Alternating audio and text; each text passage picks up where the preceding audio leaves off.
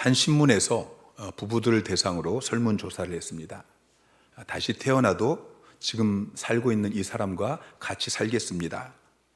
이 질문에 90%가 아니오라고 대답을 했습니다. 어떤 사람은 질문 밑에 이렇게 썼어요. 골 비었나? 근데 어느 부부가 다시 태어나도 지금 내 남편과 내 아내와 같이 살겠습니다. 그래서 정말이냐고 물어봤더니 바꿔봐야 그놈이 그놈이에요. 여러분, 바꿔봐야 그놈이 그놈입니다. 하나님께서 짝지어주신 지금 내 남편. 왜 아멘이 이렇게 없으십니까?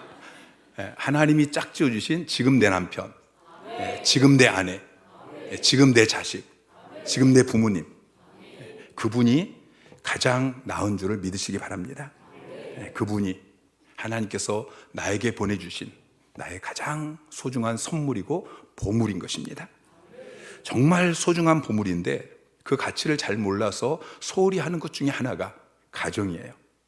많은 사람들이 가정이 얼마나 소중한지 잘 몰라요. 그 가정 안에 하나님께서 우리에게 주시려고 준비해 놓으신 그 복이 얼마나 많이 있는지 잘 모릅니다. 여러분, 가정은 하나님께서 여러분에게 주신 놀라운 축복입니다. 하나님께서 세상 만물을 창조하실 때마다 하나 만드시고 보시기에 좋았더라, 보시기에 좋았더라.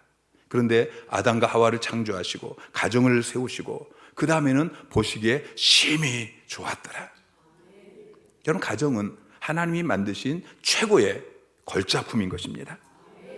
하나님께서 인간을 만드시고 공동체를 만드실 때에 국가 공동체부터 만들지 않으셨어요. 교회부터 설립하지 않으셨어요. 가정부터 만드셨어요. 그러니까 가정이 어떤 공동체보다 더 중요하다는 것이죠. 가정이 행복해야 진짜 행복할 수 있습니다. 가정이 행복하면 사회가 좀 어려워도 괜찮아요. 그런데 사회가 아무리 풍요로울지라도 가정이 원만하지 못하면 행복할 수가 없는 것이죠. 여러분, 살아가면서 늘 잊지 마시기 바랍니다. 하나님은 여러분이 행복하기를 원하십니다. 그래서 여러분을 창조하실 때에 행복하게 살도록 여러분을 창조하셨어요. 그리고 여러분이 행복하게 살 수 있도록 삶의 매뉴얼을 주셨어요. 그게 바로 이 성경 말씀입니다. 신명기 10장 13절 말씀 시작. 내 행복을 위하여 내게 명하는 여호와의 명령과 규례를 지킬 것이 아니냐. 내가 오늘 내 행복을 위하여 내게 명하는 여호와의 명령과 규례. 여러분, 이 성경 말씀은 하나님이 여러분에게 주신 명령과 규례인데 이것은 여러분의 행복을 위해 주셨다라고 말씀하고 있어요. 여러분, 성경은 행복한 삶의 매뉴얼입니다. 성경 말씀대로 살면 여러분의 가정이 행복하게 되어집니다. 오늘 우리가 읽은 시편 128편은 거의 매절마다 복을 이야기하고 있어요. 본문뿐만 아니라 성경 전체가 복에 대해서 말씀하고 계십니다. 하나님께서 우리에게 복을 주시기 위해서 준비하고 계시다가 우리가 하나님 앞에 나아가고 하나님께 예배하고 하나님을 경외하면 하나님께서 우리에게 그 준비하신 복을 부어주시는 것입니다. 오늘 본문은 하나님께서 그렇게 복을 부어주시는 가정에 대해서 말씀하고 있어요. 자, 2절 3절 말씀을 다시 한번 같이 읽습니다. 시작. 내가 내 손이 수고한 대로 먹을 것이라. 내가 복되고 형통하리로다. 내 집 안방에 있는 내 아내는 결실한 포도나무 같으며 내 식탁에 둘러앉은 자식들은 어린 감람나무 같으리로다. 자, 내 손이 수고한 대로 먹을 것이다. 내가 복되고 형통할 것이다. 내 아내는 결실한 포도나무 같을 것이다. 자식들은 어린 감람나무 같을 것이다. 여러분, 얼마나 복되고 아름다운 행복한 가정의 모습입니까? 아침과 저녁에 수고하여 다 같이 일하는 온 식구가 한 상에 둘러서 먹고 마셔. 여기가 우리의 낙원이라. 천국이라. 여러분 가정이 낙원이 되시기를, 천국이 되시기를 주님의 이름으로 축복합니다. 어느 날 일을 하다가, 어느 날 남편을 바라보고 아내를 바라보고 자식을 바라보다가 어느 날 식탁에 둘러앉아서 밥을 먹다가 여기가 천국이다, 우리 집이 천국이다, 이렇게 날마다 고백하는 여러분의 삶이 되시기를 주님의 이름으로 축원합니다. 우리 하나교회는 회복의 은혜를 누리는 공동체입니다.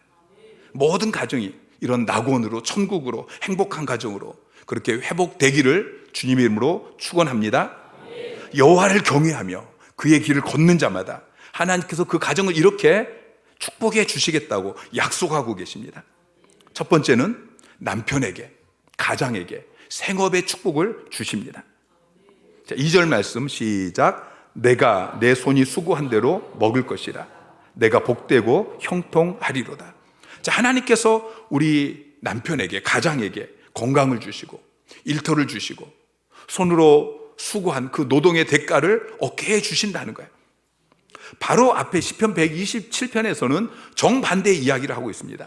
자, 시편 127편 1절에 보면은 여호와께서 집을 세우지 아니하시면 세우는 자의 수고가 헛되며 너희가 일찍이 일어나고 늦게 누우며 수고의 떡을 먹음이 헛되도다. 내가 열심히 일하고 열심히 수고했더니 그것을 다 먹는 게 아니에요. 그 수고가 헛될 수 있다는 것이죠. 하나님께서 복을 주셔야 그 수고가 헛되지 않은 행복한 가정이 될 수 있는 것입니다. 탈무드에 보면은 이런 이야기가 있어요. 돈 많은 가정을 행복한 가정이라고 말할 수 없지만 돈 없는 가정을 행복한 가정이라고도 말할 수 없다. 돈으로 행복을 살 수 없지만 돈은 행복을 가져오는데 중요한 역할을 한다라고 이야기하고 있어요. 여러분, 우리가 아무리 신앙이 좋을지라도 이 세상을 살아가는데 돈이 있어야 합니다. 내가 살아가고 내 가족이 살아가는데 최소한의 물질이 있어야 되는 것이죠. 여러분, 끼니거리도 없고 빚 독촉 받고 또 집에 차압이 들어오고, 여러분, 이것은 하나님이 원하시는 행복한 가정의 모습이 아닌 것이죠. 여러분의 가정이 재정적인 어려움이 없는 복된 가정이 되시기를 주님의 이름으로 축원합니다. 욥의 가정은 하나님을 경외하는 가정이었어요. 그랬더니 하나님을 경외하는 욥에게 하나님께서 복을 주시는데 그 첫 번째 복이 재정의 복이었어요. 욥기 1장 3절 말씀 시작. 그의 소유물은 양이 7,000마리요 낙타가 3,000마리요 소가 500결이요 암나귀가 500마리이며 종도 많이 있었으니 이 사람은 동방 사람 중에 가장 훌륭한 자라. 자, 훌륭한 자라고 번역되었는데 이 히브리어 단어는 크다라는 말이에요. 큰. 자, 가장 훌륭한 자를 표준 세번역 성경과 쉬운 성경은 어떻게 번역하고 있냐면은 으뜸 가는 부자라고 번역을 하고 있어요. 욥은 하나님을 경외했더니 하나님께서 복을 주셔서 동방 사람 중에서 가장 큰 부자였다. 자, 10절은 이렇게 이야기하고 있어요. 주께서 그와 그의 집과 그의 모든 소유물을 울타리로 두르심 때문이 아니니까 주께서 그의 손으로 하는 바를 복되게 하사 그의 소유물이 땅에 넘치게 하셨습니다. 욥이 이렇게 동방의 가장 큰 부자가 되어진 것은 주께서, 하나님께서 욥의 손으로 하는 바를 복되게 하셨기 때문이에요. 내 손이 수고한 대로 먹게 하시니까 욥이 이렇게 가장 훌륭한 자, 으뜸 가는 부자가 되어진 것이죠. 그런 욥의 가정에도 경제적인 어려움이 찾아옵니다. 욥을 시기한 사단의 역사로 말미암아 욥의 모든 재산을 하루아침에 다 잃어버리게 되어져요. 그런데 하나님께서 여전히 하나님을 경외하는 욥을 곧 회복시켜 주십니다. 욥기 42장 12절 말씀 시작. 여호와께서 욥의 말년에 욥에게 처음보다 더 복을 주시니 그가 양 14,000과 낙타 6,000과 소 1,000결이와 암나귀 1,000을 두었고, 하나님께서 욥을 회복시켜 주시니까 2배나 더 재정의 복을 누리게 되어져요. 하나님께서 여러분에게 일터를 주시고 건강을 주시고 여러분의 손으로 한 그 모든 수고가 헛되지 않게 복되고 형통하게 하시기를 주님의 이름으로 축원합니다. 하나님께서 여러분의 가정에도 욥에게 부어주신 것처럼 재정의 축복을 부어주시기를 다시 한번 주님의 이름으로 축복합니다. 욥에게 처음보다 갑절의 축복을 주신 것처럼 여러분의 가정에도 여러분의 생업에도 지금보다 갑절의 복이 임하기를 주님의 이름으로 축원합니다. 두 번째는 아내에게 주시는 축복이에요. 3절 앞부분에 보면은 내 집 안방에 있는 내 아내는 결실한 포도나무 같으며. 결실한 포도나무. 여러분, 포도나무는 포도 열매가 주렁주렁 맺히지 않습니까? 많은 자녀를 낳고 그 자녀를 믿음으로 양육하는 이 아내의 모습을 묘사하고 있는 것입니다. 아내를 묘사할 때에 꽃으로 비유하지 않고 열매 맺는 포도나무로 비유하고 있어요. 여러분, 여자가 정말 행복할 때는 외모를 아름답게 치장할 때가 아닙니다. 가정에서 자녀들을 낳고 그 자녀들을 양육하면서 자녀들이 건강하게 아름답게 자라난 이 결실, 열매가 열릴 때 여인은 가장 행복한 것이죠. 남편이 잘해줄 때보다도 자식이 잘 될 때, 자식이 행복할 때 더 행복한 것이 우리 여인들입니다. 어느 화가의 집에 젊은 부부가 이사를 왔어요. 근데 새댁이 안고 있는 이 아이를 보니까 한쪽 눈이 잘못되었어요. 예쁜 얼굴에 한쪽 눈이 이렇게 흉측하게 감겨져 있는 거예요. 며칠 뒤에 새댁이 이 아이를 안고 계단을 내려오는데 화가가 보니까 이 여인이 한쪽 눈을 감고서 불안하게 내려와요. 참 이상한 여자도 다 있다, 그렇게 생각했어요. 또 며칠 뒤에 새댁이 아이 사진을 가지고 와서 초상화를 그려달라고 그래요. 자기 집 안방에 예쁜 이 아이 사진을 걸고 싶은데 사진은 이 흉측한 그 아이의 눈이 흉측하게 다 드러나기 때문에 이 잘못된 한쪽 눈도 예쁘게 좀 그려주세요. 그렇게 화가에게 부탁했어요. 화가가 정성껏 이 아이 초상화를 그렸습니다. 아이 눈을 정상적으로 예쁘게 그렇게 이 예쁜 아이 얼굴을 초상화로 딱 그렸어요. 새댁이 이 그림을 보고서 너무 좋아하면서 이렇게 이야기하는 거예요. 이 아이가 조금 더 크면 제 한쪽 눈을 이 아이에게 이식 수술하기로 했어요. 그 생각을 하면은 얼마나 행복한지. 지금도 길을 걸어갈 때, 밥을 지을 때, 빨래할 때 한쪽 눈을 감고 살아가는 연습을 한답니다. 여러분, 자녀가 행복할 수만 있다면 자기 눈이라도 빼어줄 수 있고, 그리고 그러면서도 행복한 것이 우리 어머니인 것이죠. 자녀들이 건강하게 자라나는 것, 자녀들이 잘 되는 것, 자녀들이 행복하게 사는 것, 이것이 참된 행복입니다. 우리 어머니들에게, 우리 아내들에게 이 복을 누리시기를 주님의 이름으로 축원합니다. 우리 여인들이 어느 날 갑자기 인생이 허무해지고 고독해질 때가 있어요. 평생을 남편 뒷바라지하고 자녀들 뒷바라지하며 그렇게 살다가 문득 내 인생이 이게 뭐지? 아무런 열매가 없는 것처럼 보이는 것이죠. 그런데 하나님을 경외하는 아내들에게는 하나님께서 결실한 포도나무 같게 하실 것입니다. 내가 내조한 남편이 잘 되어지고 그 남편의 사랑을 받으면서 행복함을 누리게 하실 것입니다. 자녀를 낳고 말씀으로 양육하는 가운데 그 자녀가 하나님을 경외하고 부모에게 순종하고 부모를 공경하는 건강하게 아름답게 그렇게 자라나는 모습을 바라보면서 행복을 누리게 하실 것입니다. 이 복을 누리는 우리 하나교회 모든 여성들이 되시기를 주님의 이름으로 축복합니다. 자, 세 번째로 3절 뒷부분을 보면은 자녀에게 주시는 축복에 대해서 말씀하고 있습니다. 내 식탁에 둘러앉은 자식들은 어린 감람나무 같으리로다. 감람나무는 여러분 잘 아시는 올리브 나무예요. 이스라엘에서 꼭 필요한 중요한 나무인 것입니다. 감람나무는 그 잎으로 면류관을 만듭니다.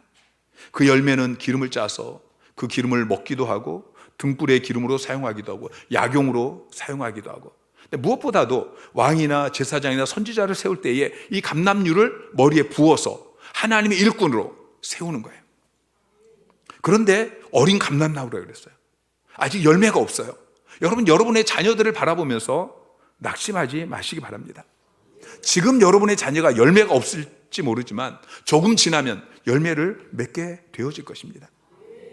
그 열매에서 감람류를 짜게 될 것이고, 그 기름을 왕에게, 제사장에게, 선지자에게 부어서 하나님의 일을 할 사람으로 세운 것처럼 여러분의 자녀에게 기름 부어서 하나님의 일꾼으로 쓰실 것입니다. 모세처럼, 다윗처럼 그렇게 기름 부어서 쓰실 것입니다. 감람나무는 건조하고 척박한 땅에서도 잘 자라납니다. 가뭄에도 열매를 맺습니다. 그리고 보통 500년, 그리고 잘 관리만 하면 1000년 이상 열매를 맺습니다. 어떤 나무는 2000년, 3000년 되어진 그런 나무도 있다고 그래요. 여러분 자녀가 이 척박한 땅에서, 이 악한 세상 속에서 세상이 어떠하든지 하나님이 여러분의 자녀에게 복을 주어서 열매를 맺을 것입니다. 감람나무가 500년, 1000년 계속해서 열매를 맺는 것처럼 여러분의 자녀가 계속해서 열매를 맺을 것입니다. 계속해서 하나님께 쓰임을 받게 되어질 것입니다. 이 땅 가운데 하나님이 쓰시는 선한 영향력을 끼치는 위대한 사람이 되어질 것입니다. 특별히 5절, 6절에 보면은 너는 평생에 예루살렘의 번영을 보며 내 자식의 자식을 볼지어다 그랬어요. 평생에 예루살렘의 번영을 보며 자식의 자식을 볼지어다. 여러분, 기독교의 축복은, 하나님이 주시는 축복은 당장 눈앞에 보이는 것만이 아닙니다. 평생 번영하고 자녀와 손주 계속 이어지는 복인 것이죠. 여러분이 뿌린 그 씨앗이 여러분의 자녀에게, 손주에게 계속 이어지고 열매를 맺게 된다는 것입니다. 출애굽기 20장 6절 말씀 시작. 나를 사랑하고 내 계명을 지키는 자에게는 천대까지 은혜를 베푸느니라. 자, 하나님을 사랑하고 하나님의 계명을 지키는 자는 천대까지 은혜를 베푸신다고 말씀하고 있어요. 자녀들 교육을 잘 시켜보기 위해서 미국으로 이민 간 한 가정이 있습니다. 5년 동안을 자기 부인과 함께 하루에 14시간씩 주말도 없이 그렇게 부지런히 일을 하면서 가게를 조금씩 확장해 나가고, 그래 돈을 제법 벌었어요. 주변의 사람들은 그가 성공했다고 다들 부러워합니다. 그런데 고등학교 2학년짜리 딸이 가출을 합니다. 고등학교를 졸업을 하지 못해요. 초등학교 다니는 아들도 학교를 자주 결석합니다. 자기 자신도 불면증과 관절염으로 시달리게 되어집니다. 그러면서 벌어놓은 돈들이 서서히 이제 다 까먹기 시작합니다. 아이 하나 잘 길러보기 위해서 그렇게 이민 가서 열심히 살았습니다. 최선을 다해서 그렇게 살았습니다. 그런데 시간이 지나고 나서 보니까 교육도 다 망치고 자기 건강도 망치고 돈도 벌어놓은 거 다 까먹고 아무것도 남지 않았어요. 여러분, 하나님을 떠나서 내 힘으로 열심히 살아도 내 손이 수고한 대로 내가 원하는 것을 얻고 행복한 가정을 세울 수 있을 것 같이 보여요. 잠깐은 그럴 수 있습니다. 그런데 마귀가 우리에게 주는 것은 얼른 보기에는 참 좋은 것 같고 와, 그럴 수 있어요. 그런데 그것은 장기적인 복이 아닙니다. 결국은 망하고 마는 것입니다. 그러나 우리가 하나님의 말씀대로 살고 하나님을 경외하며 그렇게 살아갈 때에 하나님께서 우리에게 장기적인 복을 주십니다. 평생의 번영을 주십니다. 자식의 자식을 보면서 평강을 누리게 하십니다. 하나님께서 여러분의 가정에 이런 복을 주기를 원하십니다. 남편에게 건강을 주시고 일터를 주시고 수고한 노동의 대가를 얻게 하실 것입니다. 아내들은 결실한 포도나무처럼 그렇게 자녀를 낳고 그 자녀를 양육하는 가운데 행복하게 하실 것입니다. 식탁에 둘러앉은 우리 자녀들은 어린 감람나무처럼 그렇게 자라나서 하나님께서 기름 부어 쓰시는 위대한 하나님의 사람들이 될 것입니다. 여러분의 평생토록 번영하게 하실 것입니다. 자식의 자식을 보는 세대를 통한 번성의 축복을 누리게 하실 것입니다. 어떤 사람에게 하나님께서 이런 가정의 복을 주실까요? 여러분, 복 받으려면 어떻게 해야 되죠? 복 받으려면 복 받을 자리에서 복 받을 짓을 하면 돼요. 여러분, 복 받기 원하십니까? 복 받을 자리에 계셔요. 복 받을 짓을 하세요. 그럼 하나님께서 복을 주셔요.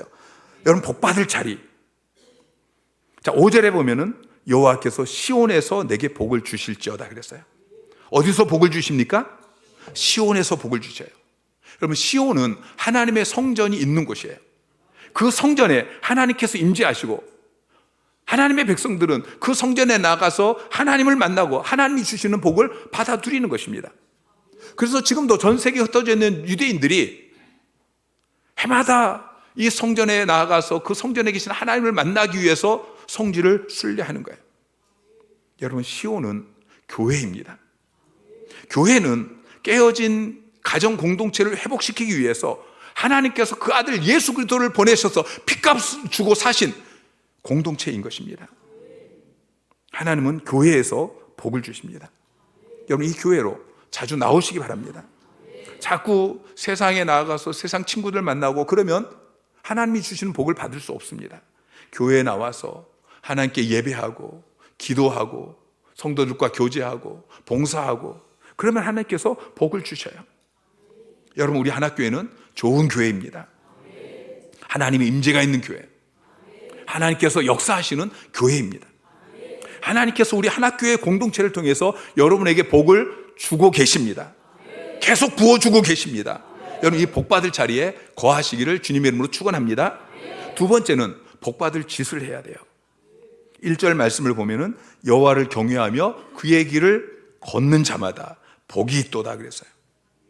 4절에도 반복해서 말씀하죠. 여호와를 경외하는 자는 이같이 복을 얻으리로다. 여러분 모두가 하나님을 경외하고 그의 길을 걸음으로 하나님께서 부어주시는 이 가정의 복을 누리게 되시기를 주님의 이름으로 축원합니다. 자, 하나님을 경외하는 자가 돼야 돼요. 경외라는 말은 두려워하고 공경한다는 거예요. 하나님을 두려워하고 하나님을 공경하시기 바랍니다. 영국 캠브리지 대학의 총장이었던 모건 박사가 결혼을 하고 집을 얻어서 이사를 했어요. 아버지가 그 집에 오셔가지고 집을 쭉 둘러보시더니 아들에게 이렇게 이야기합니다. 아들아, 집이 참 좋구나. 그런데 아무리 둘러봐도 내가 하나님의 사람인지 아니면 사탄에게 속한 사람인지 도무지 종잡을 수 없구나. 여러분의 가정의 모습은 어떻습니까? 여러분, 어느 가정에나 왕이 있습니다. 여러분의 가정의 왕이 누구입니까? 여러분 자신입니까? 아니면 여러분의 남편이나 여러분의 아내입니까? 여러분의 자식입니까? 여러분 가정이 천국이 되기를 원하신다면 여러분의 가정의 왕이 하나님이셔야 됩니다. 하나님이 통치하셔야 됩니다. 여러분의 가정은 하나님이 왕이시고 하나님이 통치하시는 가정이십니까? 그리고 하나님을 경외하고 계십니까? 부모가 자녀에게 물려줄 수 있는 가장 귀한 유산은 부모가 하나님을 경외하는 모습을 보여주는 것입니다. 자녀들은 부모가 무엇을 가장 귀하게 여기며 사는지 다 압니다. 부모가 정말 하나님을 경외한다면 자녀들은 그것을 모를 수 없는 것이죠. 사무엘상 2장에 보면은 엘리 제사장의 가정 이야기가 나옵니다. 엘리에게는 홈니와 비나스라는 두 아들이 있었습니다. 그런데 그들은 불량자였습니다. 어느 날 엘리가 두 아들을 불러서 야단을 쳐요. 자, 사무엘상 2장 23절 24절에 보면은 내가 너희의 악행을 이 모든 백성에게서 듣노라. 내 아들들아, 그리하지 말라. 내게 들리는 소문이 좋지 아니하리라. 자, 엘리가 두 아들을 불러가지고 책망하면서 그렇게 하지 말아라 라고 이야기하는데 그 이유가 무엇입니까? 왜 그렇게 하지 말라고 이야기하죠? 들리는 소문이 좋지 않다. 아들이 하나님을 경외하지 않고 하나님 앞에서 범죄한 것에 대해서 막 가슴을 치면서 자식을 호되게 야단치고 매를 때리고 쫓아내고 그렇게 해야 되는데 엘리가 신경 쓴 것은 하나님이 아니에요. 사람들이었어요. 사람들의 소문. 그러니까 하나님을 두려워하는 것이 아니고 사람을 두려워하는 이런 엘리를 향해서 하나님께서 29절에 내 아들들을 나보다 더 중히 여겼다. 그렇게 책망하셔요. 그래서 30절에 나를 존중히 여기는 자를 내가 존중히 여기고 나를 멸시하는 자를 내가 멸시하리라. 경멸하리라. 그 두 아들이 전쟁터에 나가서 비참하게 전사합니다. 엘리도 의자에서 뒤로 자빠져서 목이 부러져서 죽습니다. 여러분, 하나님을 존중히 여기시기 바랍니다.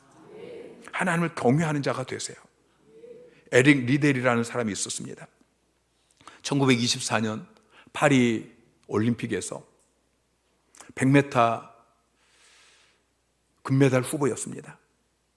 그런데 첫 예선 경기가 주일에 있었습니다. 저는 주일에는 뛰지 않습니다. 그렇게 말하고 주일날 100m 예선 경기가 열리는 그날 교회 가서 예배를 드렸습니다. 왕이 권유하고 왕자가 찾아와서 사정하고 근데 거절했습니다. 그의 출전 포기 소식을 들은 영국인들은 그를 가리켜서 편협하고 옹졸한 신앙입니다. 조국의 명예를 버린 위선자다. 그렇게 비난했습니다. 그는 100m 달리기를 포기하고 400m 달리기에 다른 선수들의 들러리로 출전을 했습니다. 다른 여러 선수들이 세계 신기록을 세우면서 우승 후보로 거론이 되었습니다. 그런데 그 400m 결승전에서 에릭 리데는 마치 신들린 사람처럼 그렇게 무서운 속도로 달렸습니다. 처음부터 끝까지 그렇게 달려갈 때 사람들이 그걸 보면서 그렇게 달리다가는 쓰러질 것이라고 생각했습니다. 그런데 다른 우승 후보들을 제치고 세계 신기록을 세우면서 금메달을 땄습니다. 그가 이 결승전에 출전했을 때 그의 안마사가 그에게 쪽지를 주었습니다.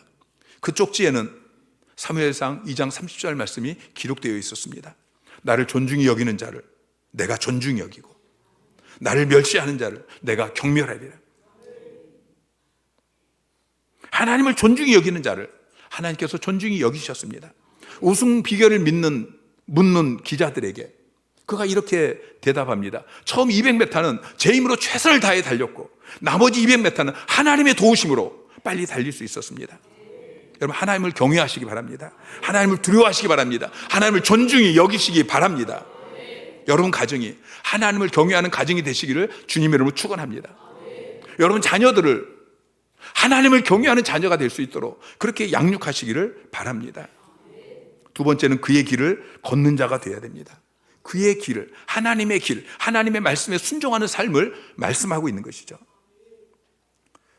요한계시록 1장 3절 말씀 시작. 이 예언의 말씀을 읽는 자와 듣는 자와 그 가운데 기록한 것을 지키는 자는 복이 있나니. 자, 하나님의 말씀을 읽는 자가 복이 있고 듣는 자가 복이 있고 그리고 그 말씀을 지키는 자가 복이 있다고 말씀하고 있어요. 여러분, 하나님의 말씀은 우리 인생의 레일과 같은 거예요. 여러분, 기차는 레일 위를 달릴 때에 안전하게 달릴 수 있고 자유롭게 달릴 수 있고, 여러분 레일을 떠나면 그것은 탈선하는 거예요. 자유롭게 움직일 수 없어요. 여러분, 레일은 기차를 얽매이는 것이 아니에요. 레일이 있기 때문에 기차는 더 빨리 더 안전하게 갈 수 있는 것이죠. 하나님의 말씀이 우리의 삶의 레일이라는 것을 기억하시기 바랍니다. 우리는 그 위를 달려야 돼요. 여러분, 하나님의 길을 걸어가시기 바랍니다. 날마다 몇 장씩 성경 읽기표를 따라서 하루에 4장씩 성경 말씀 읽으세요. 매일 성경 통해서 말씀을 묵상하는 삶을 사세요. 그리고 예배 때마다 나와서 하나님의 말씀을 듣고 그리고 그 말씀대로 사시기 바랍니다. 하나님의 말씀에 순종하세요. 나를 복되게 하시려고, 나를 형통하게 하시려고, 나를 행복하게 하시려고 하나님께서 주신 이 하나님의 말씀, 이 말씀을 하나님께서 우리에게 주셨단 말씀이죠. 여러분, 하나님이 말씀하시면 즉시 순종해야 돼요. 여러분, 순종을 미루면 한참 고생하고 나서 결국은 다시 그 길을 가야 돼요. 여러분은 어차피 하나님의 뜻대로 살 수밖에 없다는 것을 기억하시기 바랍니다. 옛날에 한 부자가 족보 있는 개를 키웠어요. 그런데 그 개를 잃어버렸습니다. 종을 불러가지고 잃어버린 개를 당장 찾아와라. 그랬더니 이 종이 기분이 좀 안 좋았나 봐요. 내가 주인의 종이지 개의 종입니까? 개를 찾으러 못 가겠습니다. 그랬더니 주인이 종에게 가마를 준비하라고 그래요. 종이 가마를 대령했습니다. 가마에 타니까 종이 물어요. 주인님, 어디로 갈까요? 개 찾으러 가자. 그냥 불순종하니까 몇 배나 힘든 길을 가게 되는 것입니다. 처음부터 순종하는 길이 형통한 길이고 복된 길이라는 것을 기억하시기 바랍니다. 여러분, 복받을 자리에 거하십시오. 교회로 나오세요. 부지런히 나오세요. 그리고 하나님을 경외하세요. 하나님을 경외하기 때문에 하나님의 말씀을 순종하는 삶을 사십시오. 그러면 하나님께서 여러분에게 복을 주십니다. 생업에 복을 주십니다. 가정에 복을 주십니다. 남편에게 복을 주시고, 아내에게 복을 주시고, 자녀에게 복을 주시고, 평생의 번영을 보게 하실 것입니다. 천대까지 은혜를 베풀어 주실 것입니다. 5월 가정의 달에 우리 하나교회 모든 가정에 이런 복이 임하기를 주님의 이름으로 축원합니다.